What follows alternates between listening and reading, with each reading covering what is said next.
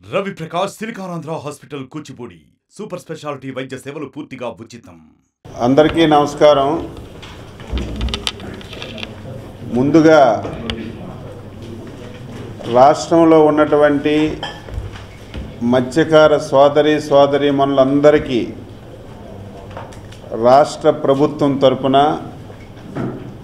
ముఖ్యమంత్రి శ్రీ నారా చంద్రబాబు నాయుడు గారి తరపున జాతీయ మత్స్యకార దినోత్సవ శుభాకాంక్షలు తెలియజేస్తున్నాను. నేను మత్స్యశాఖని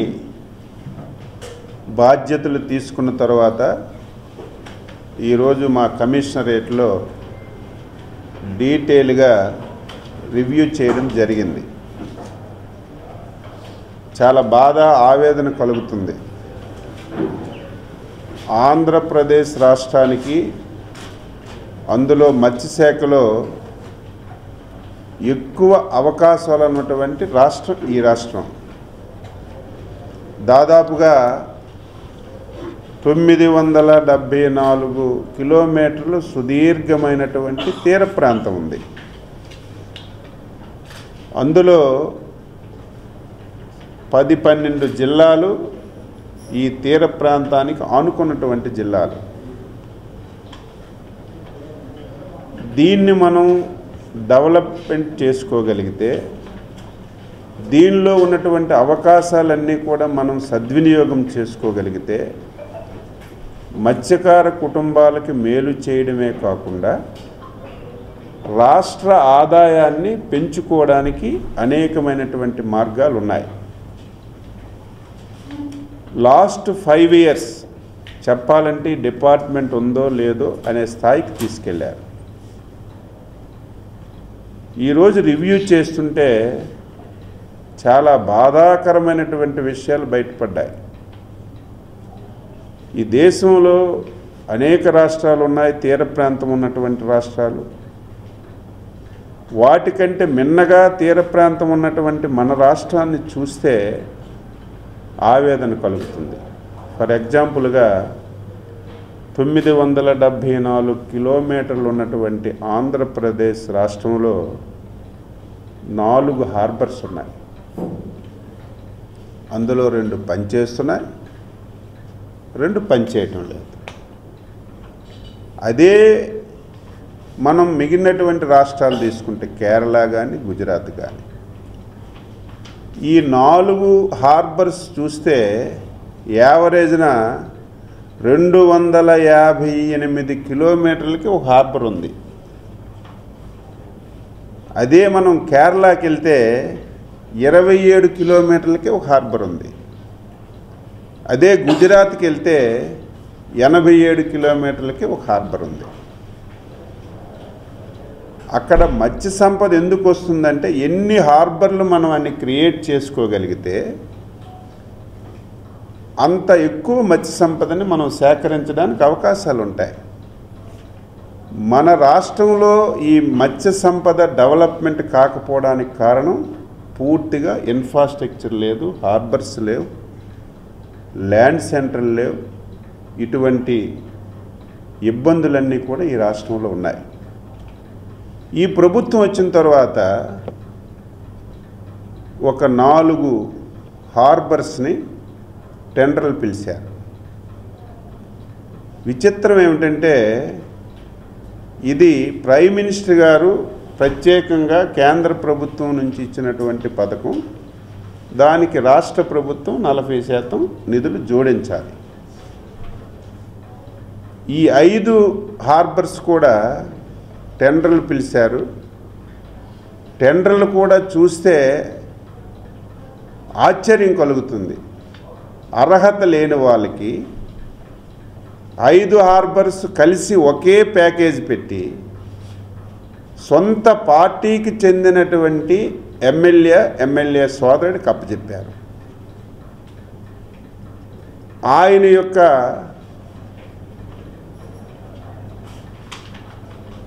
కాంట్రాక్ట్ వ్యవహారాలన్నీ పరిశీలన చేస్తే హార్బర్స్లో పూర్తిగా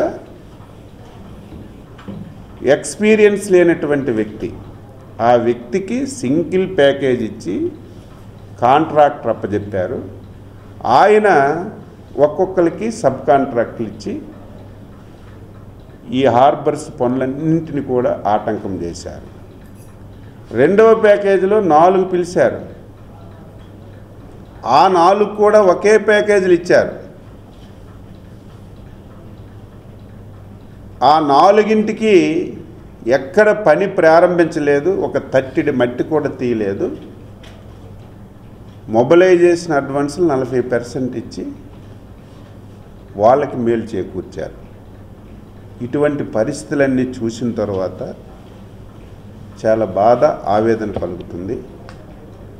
చంద్రబాబు గారి నాయకత్వంలో రాష్ట్రంలో ప్రభుత్వం ఏర్పడింది. మేము గత 5 సంవత్సరాలు 14 నుంచి 19 వరకు ఈ రాష్ట్రంలో ప్రభుత్వం ఉన్నప్పుడు ఎన్నో స్కీమ్స్ పెట్టాం.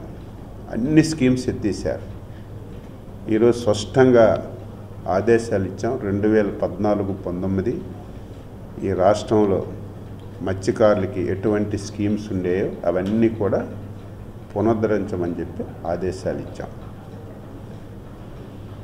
డీజిల్ సబ్సిడీ 10 కోట్ల రూపాయలు పెండింగ్ ఉంటే దాన్ని ఇప్పుడే ఫైనాన్స్లో క్లియర్ చేయించి రిలీజ్ చేశాం.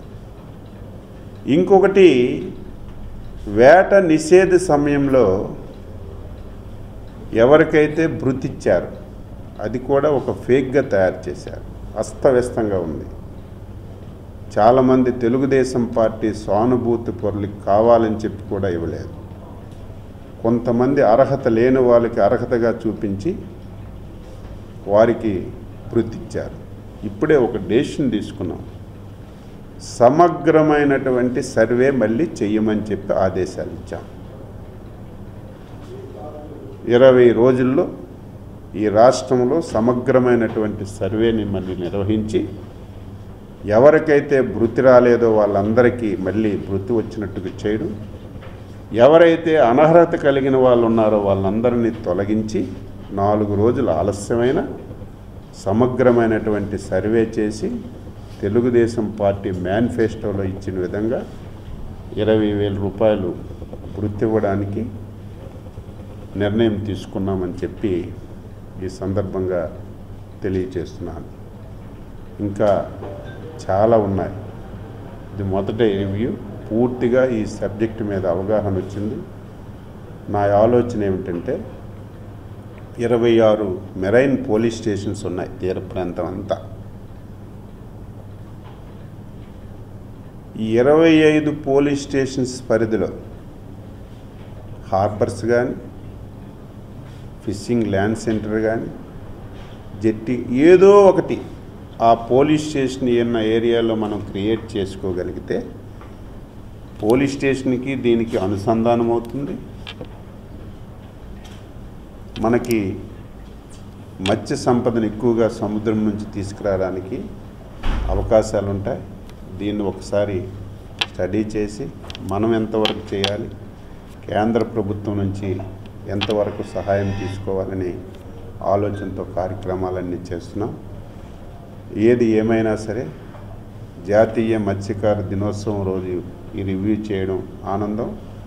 నేను ఒకటే మాటిస్తున్నాను, రాష్ట్రంలో ఉన్నటువంటి మత్స్యకారుల సోదరీమణులందరూ 42 సంవత్సరాలుగా కష్టం వచ్చినా సుఖం వచ్చినా, అధికారం ఉన్నా అధికారం లేకపోయినా, ఎన్టీ రామారావు గారు పార్టీ పెట్టినప్పటి నుంచి తెలుగుదేశం పార్టీకి అండగా దండగా ఉన్నటువంటి వర్గం మత్స్యకార వర్గం. ఎన్ని విధాల అవకాశం ఉంటే అన్ని విధాలు కూడా ఈ వర్గాన్ని అన్ని విధాలా సహాయపడతాం. మత్స్య సంపదని మేము పెంపొందించి ఈ రాష్ట్రం యొక్క ఆదాయాన్ని పెంచడమే కాకుండా అధునాతనమైనటువంటి టెక్నాలజీని కూడా ఉపయోగించుకుంటాం. ఈరోజు కేంద్ర ప్రభుత్వం శాటిలైట్ సిస్టాన్ని ఇచ్చింది. అంటే ప్రతి ఒక్కరూ ఈరోజు సీలోకి వేటకి వెళ్ళేటప్పుడు ప్రకృతి వైపరీత్యాలు వస్తాయి. అటువంటి సమయంలో కనెక్టివిటీ పూర్తిగా ఉండదు. అటు వెళ్ళే వాళ్ళు ఆందోళన చెందుతారు, ఇంట్లో ఉన్నటువంటి ఫ్యామిలీ మెంబర్స్ కూడా ఆందోళన చెందుతారు. ఇటువంటి వారికి శాటిలైట్ సిస్టాన్ని కేంద్ర ప్రభుత్వం ప్రవేశపెట్టింది. ఇప్పటికే 20,000 పడవలు ఉంటే వేటకెళ్ళినవి ఒక 4,000 పడవలకి ఆ సిస్టాన్ని పెట్టమని ఆదేశాలు ఇచ్చారు. పెడుతున్నాం. నేను ఇప్పుడే చెప్పాను, మనది సుదీర్ఘమైన తీర ప్రాంతం, నిరంతరం సైక్లోన్స్ వస్తున్నటువంటి రాష్ట్రం. ఎప్పుడు కూడా వేటకెళ్ళినటువంటి మత్స్యకారులు ఆందోళన ఎక్కువగా చెందుతున్నటువంటి రాష్ట్రం కాబట్టి మళ్ళీ సపరేట్గా కేంద్ర ప్రభుత్వానికి రిక్వెస్ట్ చేసి ఆ 20,000 బోట్స్లో కూడా ఈ సిస్టాన్ని అమర్చడానికి ఒక ప్రయత్నం చేస్తామని చెప్పి సందర్భంగా తెలియజేస్తూ, ఆఫీసర్స్ కూడా చాలా చక్కగా అన్నీ ఉన్నట్టుగా అన్ని విషయాలు చెప్పారు. అందరం కలిసి ఒక ఫ్రెండ్లీగా ఈ శాఖని దేశంలోనే ఒక మంచి ఆదర్శవంతమైనటువంటి శాఖగా, ఈ శాఖ ద్వారా ప్రతి ఒక్కరికి మేలు జరిగిందని అచ్చెన్నాయుడుగా నేను ఆఫీసర్స్తో చెప్పుకోకుండా ఎవరైతే బెనిఫిషరీస్ ఉన్నారో వాళ్ళు చెప్పుకునే విధంగా మేము సేవలు అందిస్తామని ఈ సందర్భంగా ప్రతి ఒక్కరికి తెలియజేస్తూ అందరికీ నమస్కారం. సార్, ఇప్పుడు ఈ అర్హత లేని వారికి టెండర్లు ఇచ్చారన్నారు కదా, గత ప్రభుత్వం లాగా రివర్స్ టెండరింగ్ అంటారా లేదా కంటిన్యూ చేస్తారా? స్టడీ ఇప్పుడు ఈరోజు ఫస్ట్ రివ్యూ నేను ఉన్నట్టు చెప్పాను. అర్హత లేకుండా ఇవ్వడమే కాకుండా ఆయన ఎక్కడా చేయడం లేదు. టెండర్లు తీసుకున్నారు, 5 హార్బర్ల టెండర్లు తీసుకొని అన్నీ సబ్కి ఇచ్చారు. ఒక ప్యాకేజ్ అయితే టెండర్లు తీసుకున్నారు, మొబిలైజేషన్ అడ్వాన్స్ తీసుకున్నారు, ఎక్కడ ప్రారంభించలేదు. ఇవన్నీ ఇప్పుడు తెలుసుకున్నాం. దీన్ని ముఖ్యమంత్రి గారి దృష్టిలో పెట్టి మళ్ళీ ఒకసారి దీని మీద మేము రివ్యూ చేసి ఏది ఈ రాష్ట్రానికి బాగుంటుందంటే, ఏది మత్స్యకారులకు ఉపయోగపడుతుందంటే, దేనివల్ల అభివృద్ధి త్వరగా జరుగుతుందంటే ఆ నిర్ణయానికి కట్టుబడి ముందుకెళ్తాం. మరిన్ని వీడియోస్ కోసం ఛానల్ ని సబ్స్క్రైబ్ చేయండి. లేటెస్ట్ అప్డేట్స్ కోసం వాట్సాప్ ఛానల్ ని ఫాలో చేయండి. అండ్ లింక్ డిస్క్రిప్షన్ లో ఉంది.